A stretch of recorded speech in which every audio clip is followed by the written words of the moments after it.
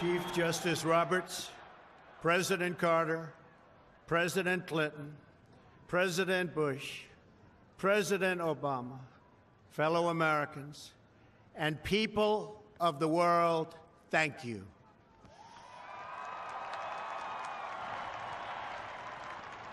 We, the citizens of America, are now joined in a great national effort to rebuild our country and restore its promise for all of our people. Together, we will determine the course of America and the world for many, many years to come. We will face challenges. We will confront hardships, but we will get the job done. Every 4 years, we gather on these steps to carry out the orderly and peaceful transfer of power.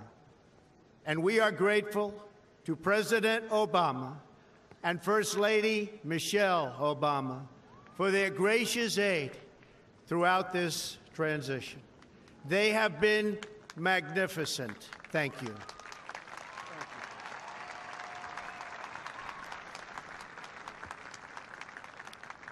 Today's ceremony, however, has very special meaning, because today we are not merely transferring power from one administration to another or from one party to another, but we are transferring power from Washington, D.C., and giving it back to you, the people.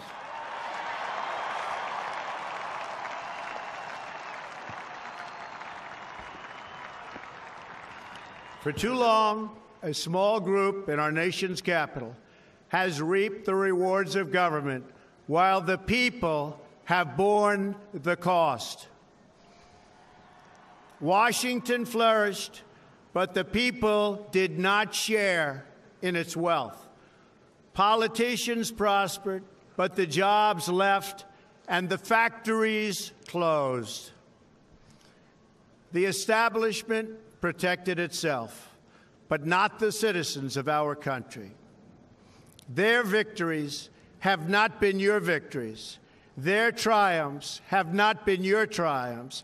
And while they celebrated in our nation's capital, there was little to celebrate for struggling families all across our land.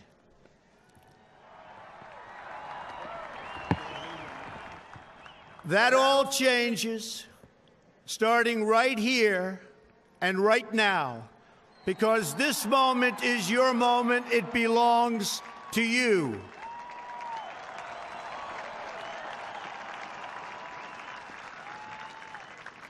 It belongs to everyone gathered here today and everyone watching all across America. This is your day. This is your celebration. And this, the United States of America, is your country.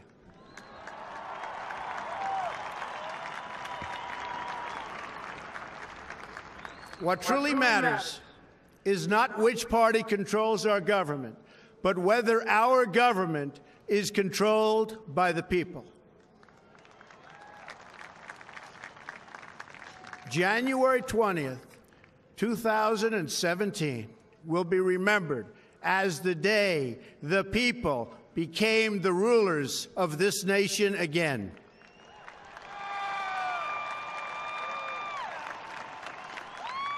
The forgotten men and women of our country will be forgotten no longer.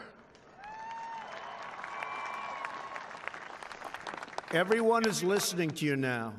You came by the tens of millions to become part of a historic movement, the likes of which the world has never seen before. At the center of this movement is a crucial conviction that a nation exists to serve its citizens. Americans want great schools for their children, safe neighborhoods for their families, and good jobs for themselves. These are just and reasonable demands of righteous people and a righteous public. But for too many of our citizens, a different reality exists. Mothers and children trapped in poverty in our inner cities, rusted out factories scattered like tombstones across the landscape of our nation, an education system flush with cash, but which leaves our young and beautiful students deprived of all knowledge. And the crime, and the gangs, and the drugs that have stolen too many lives and robbed our country of so much unrealized potential. This American carnage stops right here and stops right now.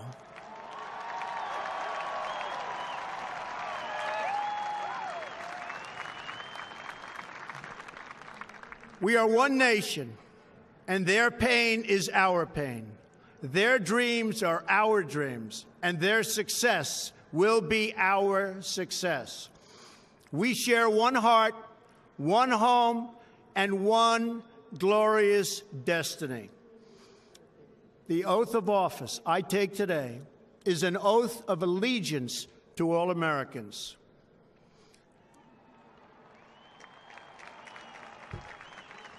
For many decades, we've enriched foreign industry at the expense of American industry, subsidized the armies of other countries while allowing for the very sad depletion of our military. We've defended other nations' borders while refusing to defend our own.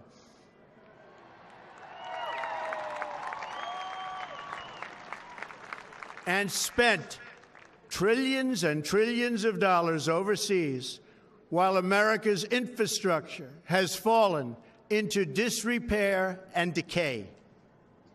We've made other countries rich while the wealth, strength, and confidence of our country has dissipated over the horizon. One by one, the factories shuttered and left our shores, with not even a thought about the millions and millions of American workers that were left behind. The wealth of our middle class has been ripped from their homes and then redistributed all across the world. But that is the past, and now we are looking only to the future.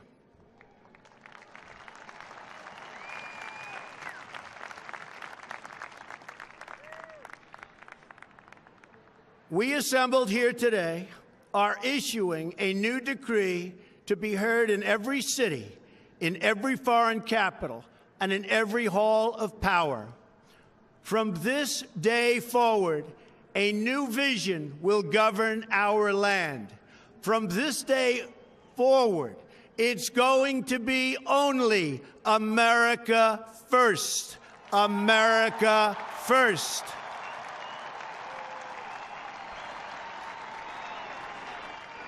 Every decision on trade, on taxes, on immigration, on foreign affairs will be made to benefit American workers and American families. We must protect our borders from the ravages of other countries making our products, stealing our companies, and destroying our jobs.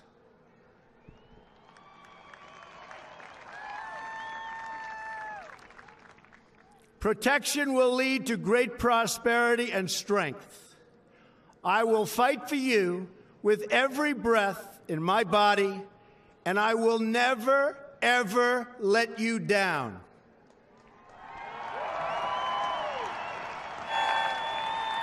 America will start winning again, winning like never before. We will bring back our jobs. We will bring back our borders. We will bring back our wealth. And we will bring back our dreams.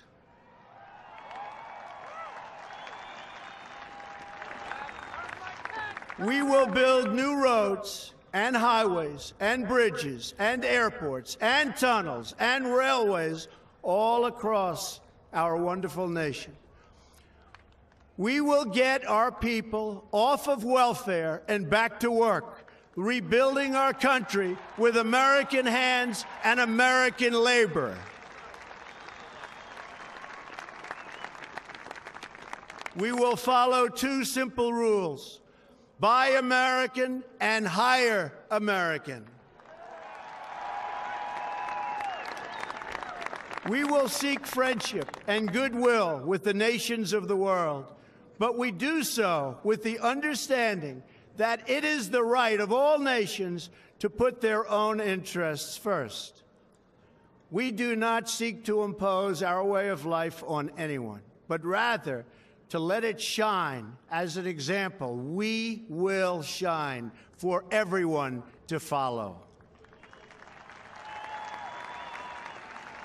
We will reinforce old alliances and form new ones and unite the civilized world against radical Islamic terrorism, which we will eradicate completely from the face of the earth.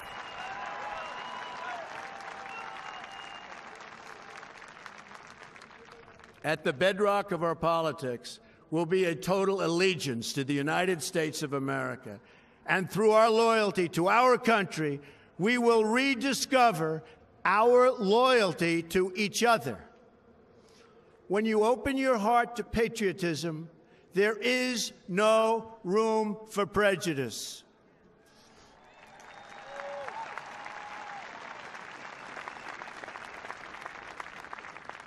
The Bible tells us how good and pleasant it is when God's people live together in unity. We must speak our minds openly, debate our disagreements honestly, but always pursue solidarity. When America is united, America is totally unstoppable.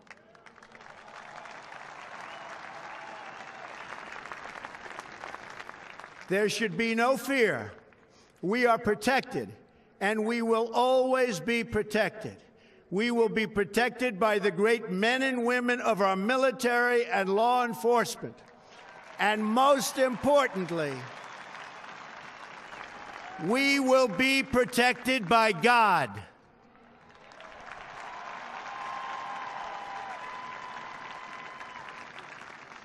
Finally, we must think big and dream even bigger. In America, we understand that a nation is only living as long as it is striving. We will no longer accept politicians who are all talk and no action, constantly complaining but never doing anything about it.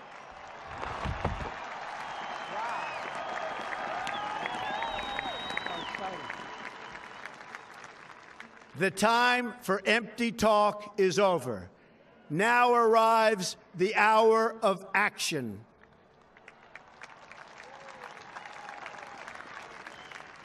Do not allow anyone to tell you that it cannot be done.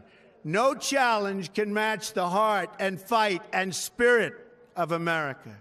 We will not fail. Our country will thrive and prosper again.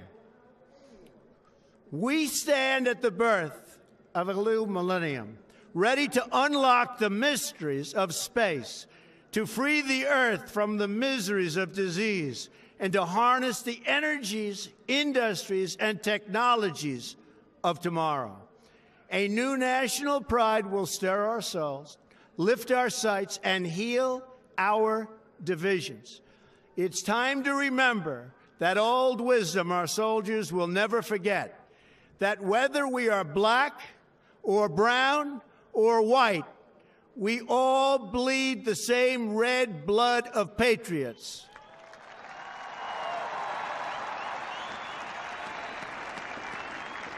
We all enjoy the same glorious freedoms, and we all salute the same great American flag.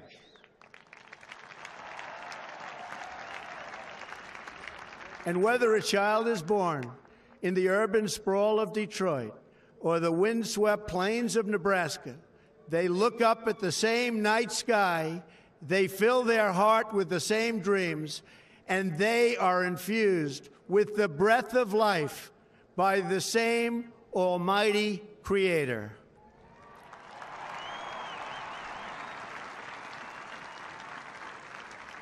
So to all Americans in every city, near and far, small and large, from mountain to mountain, from ocean to ocean, hear these words: you will never be ignored again.